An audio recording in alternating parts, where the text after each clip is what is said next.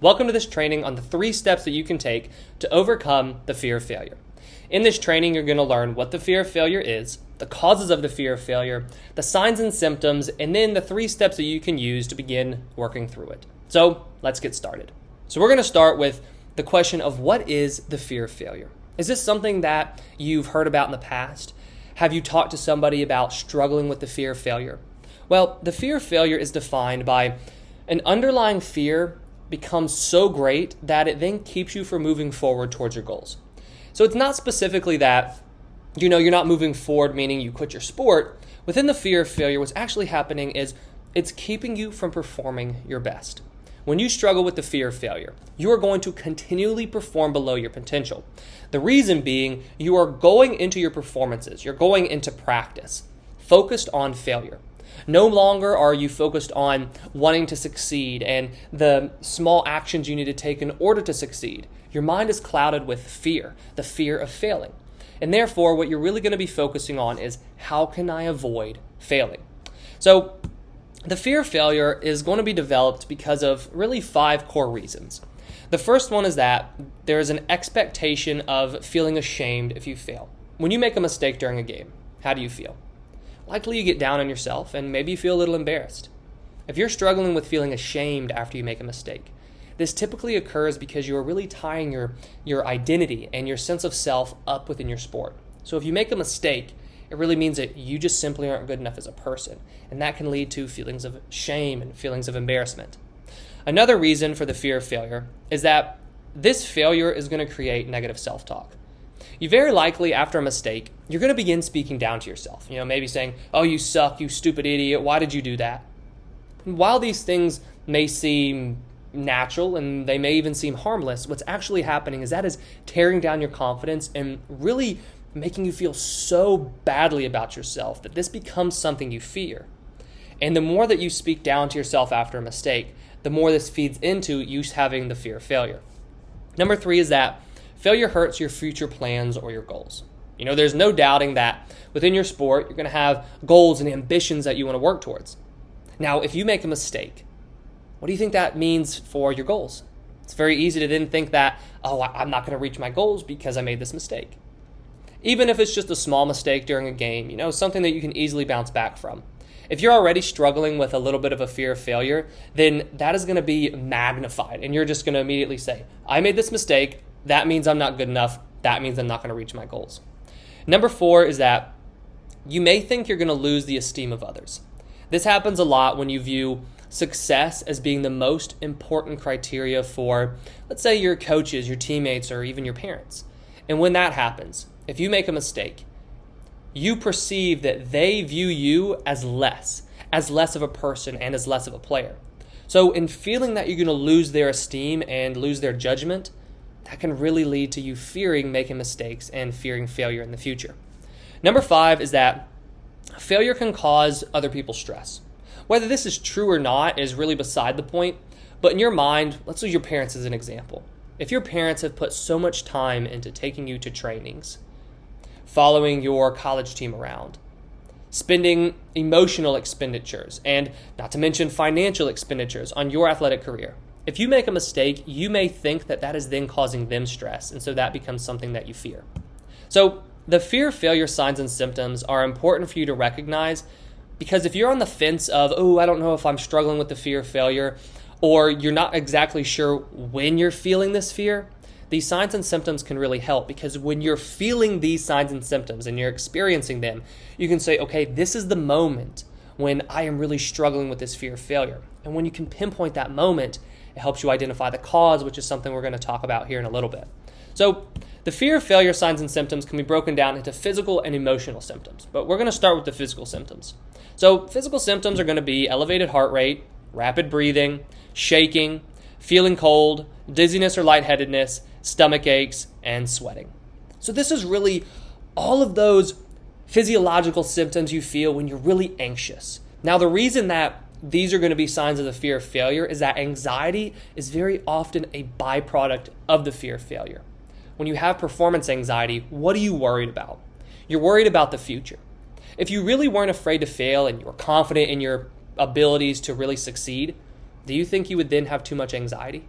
No, this anxiety is there because in your mind you are seeking to control the outcome because you are afraid of what may happen.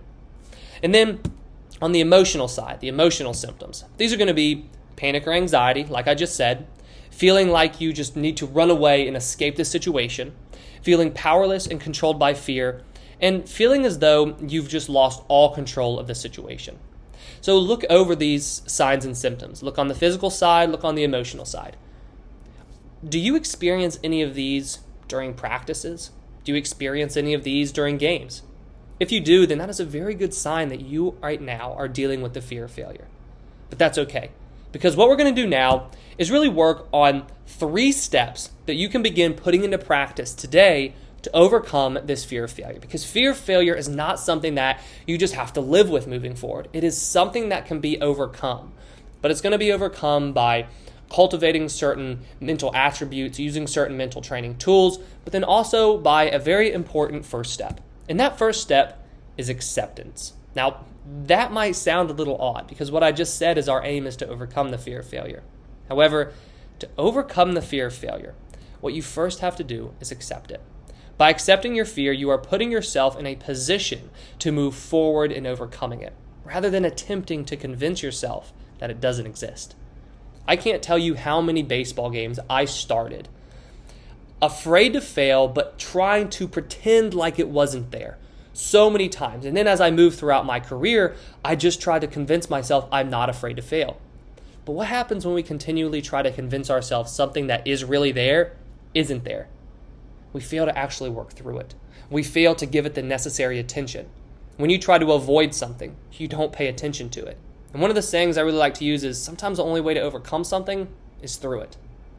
And so you have to go through your fear of failure to overcome it. In order to go through it, you first have to accept it. So just right now, accept that, hey, I'm struggling with the fear of failure a little bit. That's okay, because you know what that does? It then gives you the power to do something about it. Now, step 2 is where we are going to locate the cause. Earlier, I talked about the 5 main causes of the fear of failure. So what you're going to do right now is think about what is the real reason that I'm struggling with the fear of failure. Now, this may take some serious soul searching for you to really uncover those deep-rooted causes of your fear of failure. Here's where writing can really become valuable, and I recommend you taking up a writing practice. You can do this right now. Pause this training and think back over those 5 reasons I gave earlier for the fear of failure, and really then think about the signs and symptoms and do some soul searching and introspective work and ask yourself, when am I afraid to fail? What am I thinking about at that time? Which of these reasons really resonates with me? Now, once you identify that, you're then really going to be able to start working through that cause. So we first need to accept the fear of failure, then locate the cause, really minimizing our focus, narrowing it down, and then the next step is where you're going to implement the tools.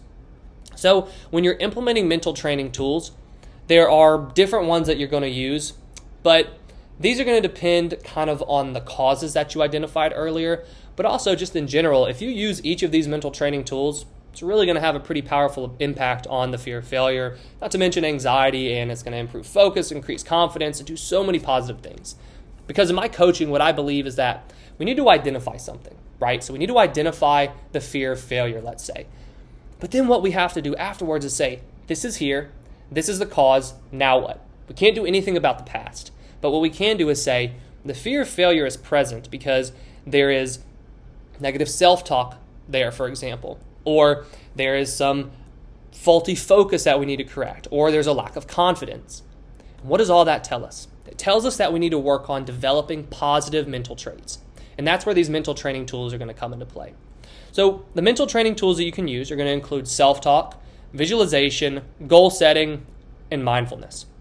So self-talk is where you identify the current negative things you're saying to yourself, and then you create some positive alternatives and begin repeating those to yourself on a daily basis. Visualization, if you're unfamiliar with it, is simply imagining yourself performing your skills. So if you identify, let's say, as a basketball player, one of your fears is shooting free throws late in a game. Well, you can perform a visualization exercise where you visualize yourself performing free throws. And more importantly, you visualize yourself successfully shooting free throws. The next one is goal setting. Goal setting is good with the fear of failure because what you're actually going to use are called performance objectives, so process goals.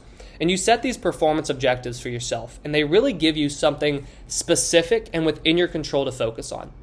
One of the troubles that happens when you have the fear of failure, and something that really perpetuates it and really makes it worse, is focusing on the outcome. So, like I said earlier, worrying about, okay, I don't want to fail, so what do I have to do to avoid failing? And that is very broad thinking, and we need to narrow that for you. We need to really narrow that thinking by saying, this is what I'm going to focus on. It's within my control. So an example would be, today I just want to focus on feeling confident while I play. And then just the whole competition, you're just thinking about, today I need to feel confident. And that really helps work against this fear of failure. And then lastly is mindfulness. Mindfulness, I like to say, is focus training. When you are training mindfulness by performing mindfulness meditation or any other mindfulness exercise, like let's say mindfully washing the dishes, what you're doing is you're focusing on your breath. So you're bringing your attention to your breath. Number one, that's practicing deep breathing, which is incredibly valuable at calming yourself down when you're feeling very anxious. But when you notice your attention begin to drift, which it's going to do, you simply try to bring your attention back onto your breath. And that action of noticing your attention drifting and bringing it back onto your breath is going to be training focus for you. And when you train focus, that's going to help you train the ability to remove your attention off of that fear you have and bring it back onto yourself. And that is going to reduce the fear of failure. So I truly believe that the 3-step process that I just outlined is one of the best ways to overcome fear. So you first must accept yourself and your fear. Then you want to define what is causing your fear. And then finally, implement the tools necessary to overcome your fear. So put this into practice and let me know your thoughts on the fear of failure in the comments below and any other personal experiences that you've had with dealing with it. Thank you for watching this training on the 3 steps you can use to overcome the fear of failure. If you enjoyed the video, please hit that like button. I really appreciate it. It helps us out a lot. And then also hit that subscribe button and subscribe to the channel for weekly sports psychology and mental training videos. In the description below, there's a link to a free training that shows you how to compete with a championship mindset. This is going to talk about what a championship mindset is and really help you define one for yourself that is specifically tailored to you. So if you're interested in that, click the link in the description and go ahead and get started. Thank you for watching, and I wish you the best of success in all that you do.